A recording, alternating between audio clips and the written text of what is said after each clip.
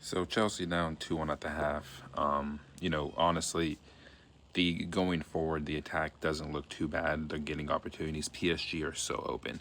So I do feel like we're gonna get a goal in the second half. But there are a few players we need to talk about here. First, the goalkeeper.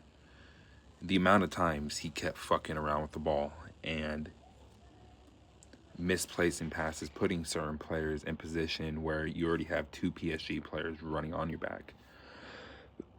I just don't understand why you're just not getting it out of there and clearing it long to get your team up to force PSG back, because PSG is playing such a high line that if you're able to get through the press of five that they run at you, you're going to get in behind that defense. Marquinhos is having to come out to the wings where he doesn't want to be. João Neves, the same thing, doesn't want to be marking Cole Palmer outside of the box. But when you're not taking your opportunities, Malo Gusto took his opportunity.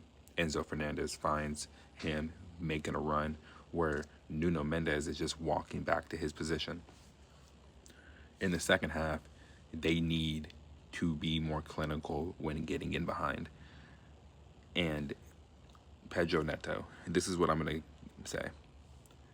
I made a tier list about how he needs to be sold in the summer. I think this is the game where you say he does officially need to be sold in the summer. He has been woeful once again. And this is why I asked for Garnacho to start in this game, because at least with him, he's going to be direct enough to take on Marquinhos, who is having to come out wide.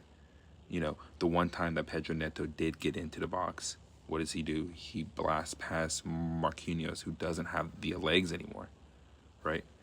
Doesn't have the legs anymore, doesn't have any of that. And Pedro Neto cannot get the cutback to two players who are running in the box. Cole Palmer, unfortunately, did not get the goal that was saved. And unfortunately, when you have Dembele on the counter, only one result is going to happen.